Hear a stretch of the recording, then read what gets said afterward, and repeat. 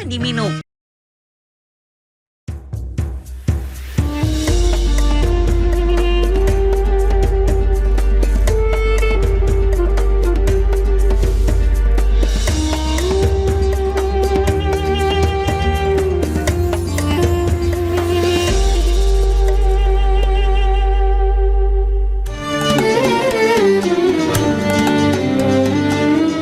Harta yang seharusnya jadi berkah seringkali malah jadi sumber perpecahan. Ikatan keluarga yang kuat bisa hancur karena nafsu dan ketamakan. Islam memberikan pedoman jelas untuk mencegah hal ini. Ajaran Islam menekankan pondasi hidup adalah takwa kepada Allah. Menjaga silaturahmi adalah kewajiban utama, bahkan di atas urusan harta. Allah memberikan aturan ketat untuk melindungi pada kaum-kaum yang paling rentan, yaitu anak yatim. Harta mereka adalah amanah, bukan kesempatan untuk memakannya secara zalim. Memakan uang anak yatim adalah dosa besar, yang diibaratkan seperti menelan apu neraka. Begitu pula dengan warisan. Islam mengatur pembagiannya secara adil untuk laki-laki dan perempuan, memastikan tidak ada yang dizolimi. Tujuannya adalah agar harta menjadi alat untuk menguatkan, bukan memutus hubungan keluarga. Pada akhirnya, harta hanyalah titipan dan ujian. Jangan biarkan titipan itu merusak iman kita dan memutuskan tali persaudaraan. Gunakan harta untuk kebaikan agar ia menjadi berkah di dunia dan pahala di akhirat. Lalu bagaimana mengelola harta menurut ajaran Islam?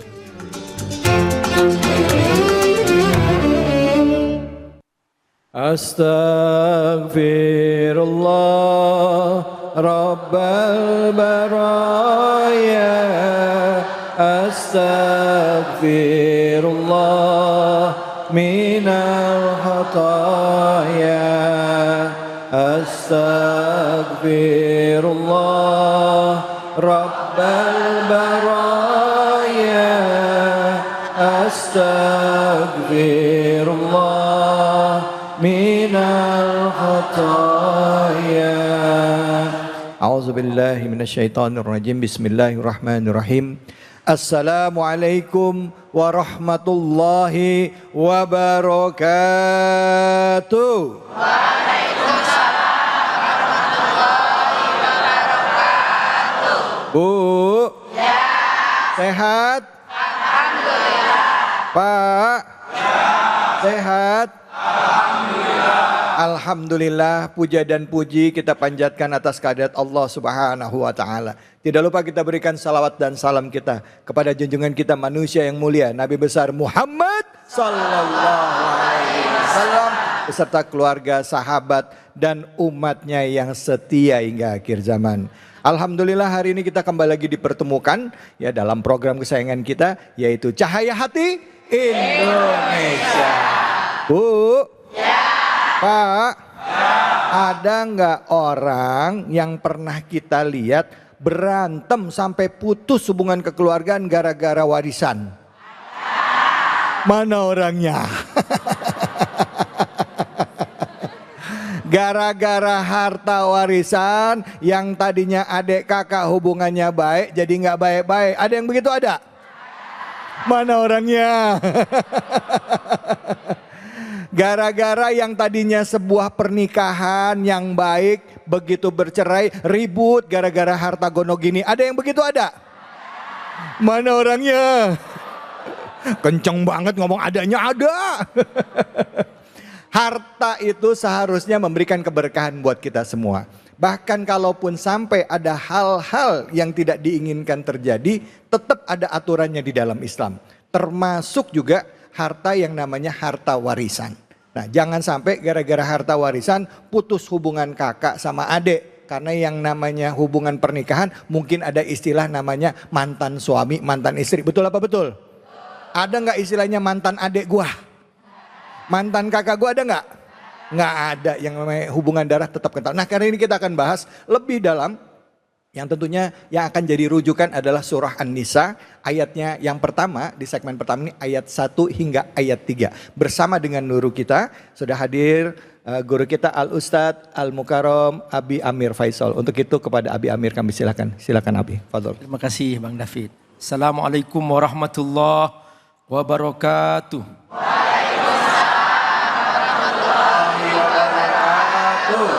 Alhamdulillah wassalatu wassalamu ala Rasulillah wa ala alihi wa sahbihi wa mawala. Asyhadu an la ilaha illallah wahdahu la syarika lah wa asyhadu anna Muhammadan abduhu wa rasuluh. Allahumma salli ala sayyidina Muhammad wa ala alihi wa sahbihi ajma'in wa ba'du. Bu, sehat? Alhamdulillah. Pak, semangat? Masya Allah, hari ini hampir seimbang. Ya, bapak-bapaknya banyak, ibu-ibunya juga banyak. Berarti kalau hadir ke pengajian ini, kiamat masih lama. Ya. Karena kadang-kadang ya Bang David ya, di sebuah masjid kita ngisi pengajian, bapak-bapaknya 3, ibu-ibunya ratusan, Masya Allah. 1:50. Berarti kalau 1:50 berarti kiamat sudah dekat. Alhamdulillah. Di sini masih jauh. Masya Allah. Jadi gini, kita akan bahas surah An-Nisa. An-Nisa apa artinya Bu? Perempuan.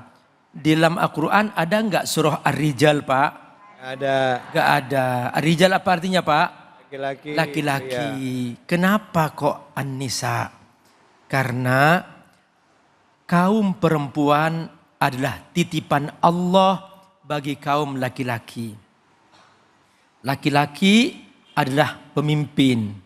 Ar-Rijal qawwamun 'alan nisa. Maka laki-laki nggak perlu diangkat-angkat karena sudah punya derajat sendiri. Tapi kalau perempuan harus dijaga, ya Bu? Ya. Dilindungi, betul?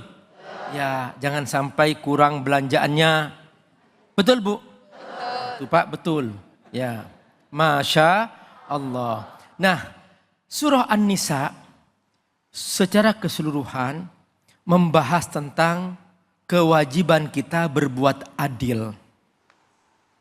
Dan adil itu dikatakan adil kalau berpihak kepada yang lemah.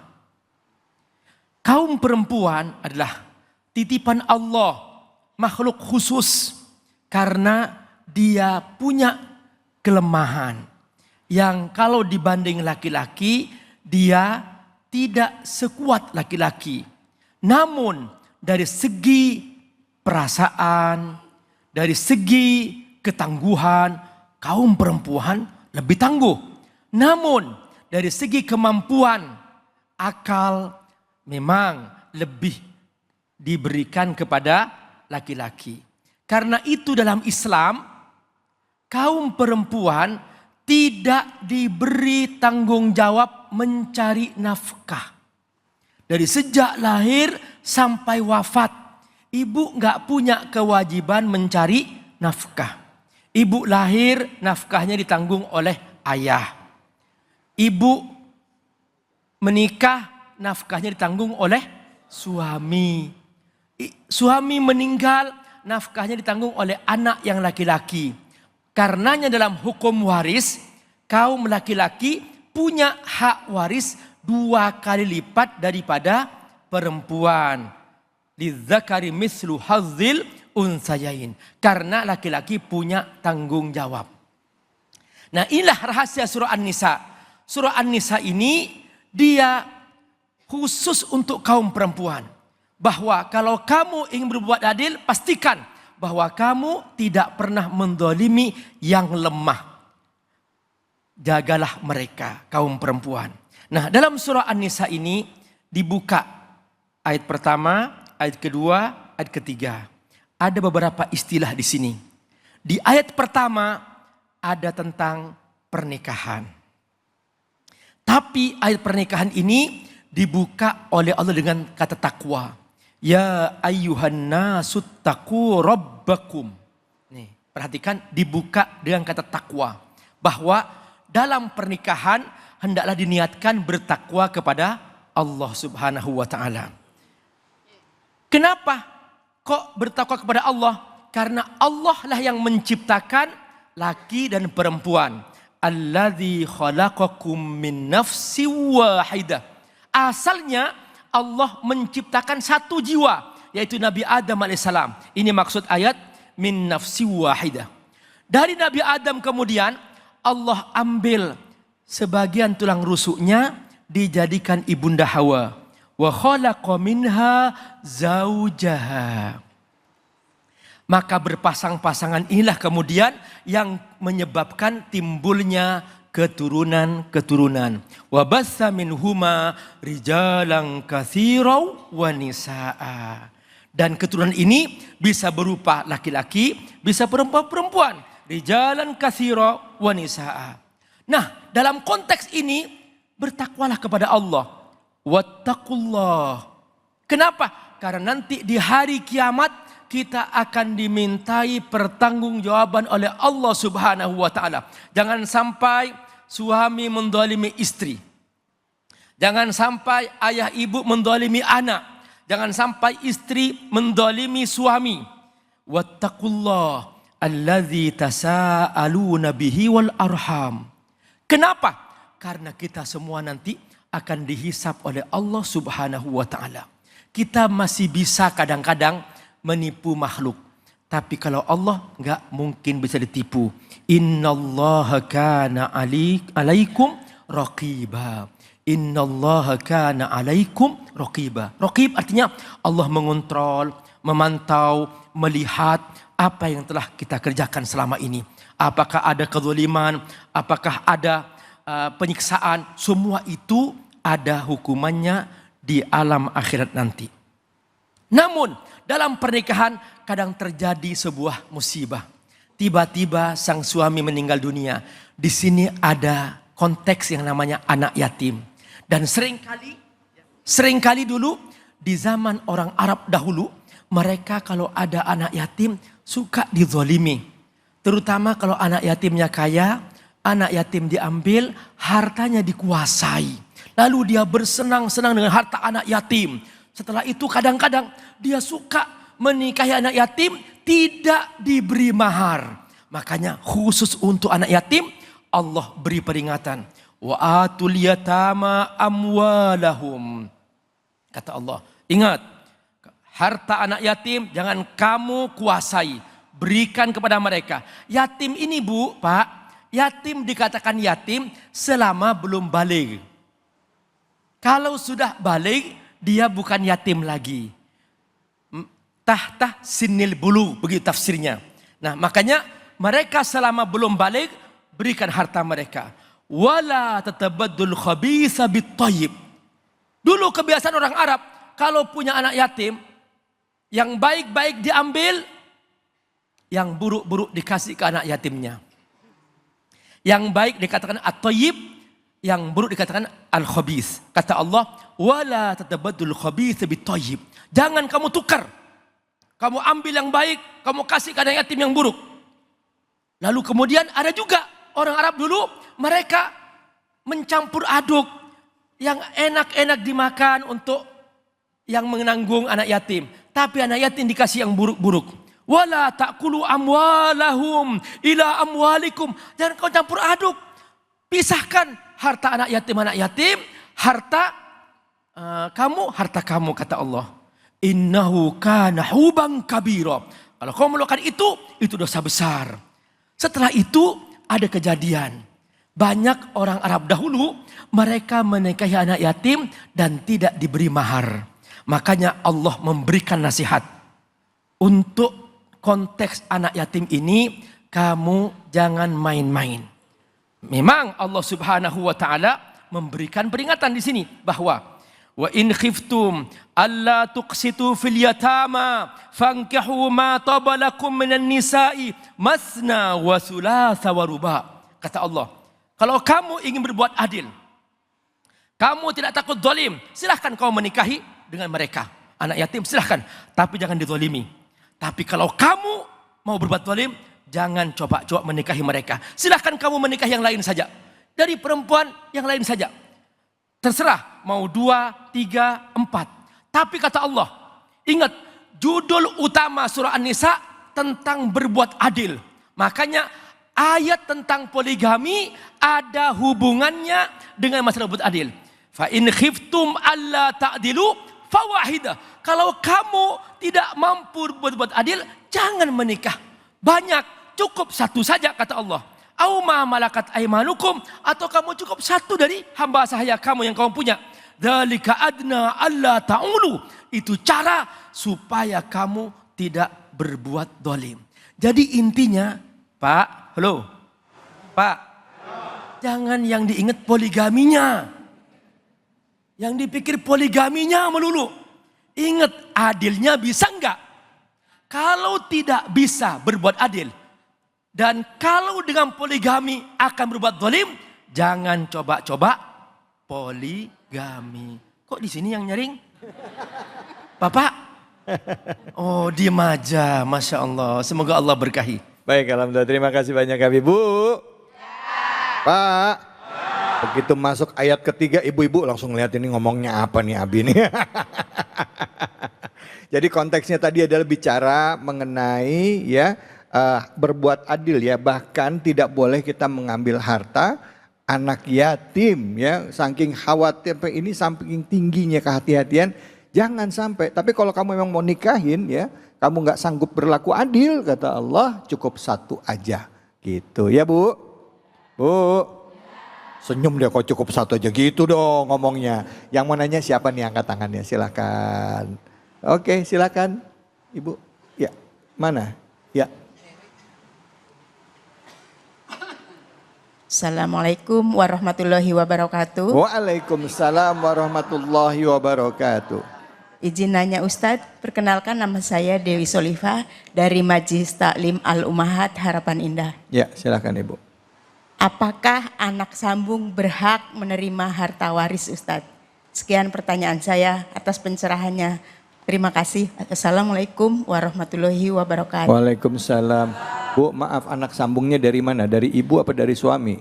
Dari ibu dan dari ibu pastinya. Dari istri ya maksudnya. Ya. Si istri sebelumnya udah bawa anak ya. Terus kalau si suaminya yang baru ini meninggal, anak sambungnya dapat hak waris nggak dari suami yang baru gitu ya Bu ya? Ya. Ya baik gitu. Silakan Abi Fadl. Ya, menarik sekali.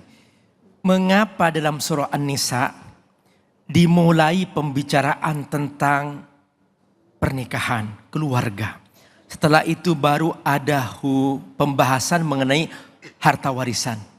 Bahwa harta warisan hanya yang ada hubungannya dengan nasab. Kalau tidak ada hubungannya dengan nasab, maka dia tidak berhak untuk mendapatkan harta warisan. Anak sambung, dia adalah anak yang nasabnya kepada suami yang lain. Nah, misalnya seorang ibu membawa anak. Suami sebelumnya sudah meninggal atau ditalak. Lalu dia menikah lagi. Begitu Bu ya? Lalu dia dengan anak itu, tiba-tiba suami yang baru ini meninggal dunia. Apakah anak yang dibawa oleh ibu ini dari suami yang lain dapat warisan dari ayah yang barusan meninggal dunia ini? Tidak, karena tidak ada hubungan nasab. Dia hanya dapat harta warisan dari ibunya. Kalau ibu yang melahirkannya dia meninggal dunia dan ibu punya harta di situ, maka dia dapat hak waris dari ibu yang mengandungnya. Itu pengertiannya. Gitu ya, gitu ya Bu ya, paham ya Bu ya? Paham ya? Oke baik Pak. Bu. Jadi yang namanya hak waris ya, itu turunnya yang hubungan nasabnya langsung. Ya, dari benar. bapak ke anak, begitu ya? Benar, ya. Kandung ya, maksudnya gitu ya, bapak kandung. Jadi walaupun sudah bercerai misalnya suami dan istri, ya si anak ini tetap punya hak dari bapaknya. Ya, kan Dari gitu? bapak yang Ya, bapak kandungnya. bapak kandungnya. Ya, walaupun ibu dengan suami sudah bercerai, anak ibu yang ikut sama ibu misalnya itu tetap punya hak dari suami ibu yang dulu. Nah, tapi kalau ibu nikah lagi, anak ibu nggak dapat hak dari suami yang baru gitu ya, Bu ya? Disinilah mengapa dalam Islam dikatakan bahwa ar-rijal Muna qawwamuna ala nisa. bahwa laki-lakilah yang memimpin, karena ternyata semua garis nasab hubungannya dengan ayah. Karena itu jika ayah berpoligami, dia punya istri 2, punya istri 3, punya istri 4, Ya. maka semua anak ini anak kandung. Karena apa? Ayahnya satu. Dan ini disebut anak kandung semuanya. Dan ini dapat warisan dari sang ayah yang meninggal dunia dan meninggalkan semua anak ini. Oke. Itulah pentingnya nasab dalam Islam. Baik, Abi, sekarang pertanyaannya, maaf ya, ini tapi Abi boleh jawab atau juga mungkin banyak pertanyaan juga dari pemirsa yang juga pengen tahu jawabannya. Jika seorang laki-laki menikah, istrinya ada 3 atau 4, ya, pada saat suami ini meninggal, si laki-lakinya meninggal, dia punya 4 istri dan setiap istri punya anak. Nah, anaknya ini dapat hartanya dari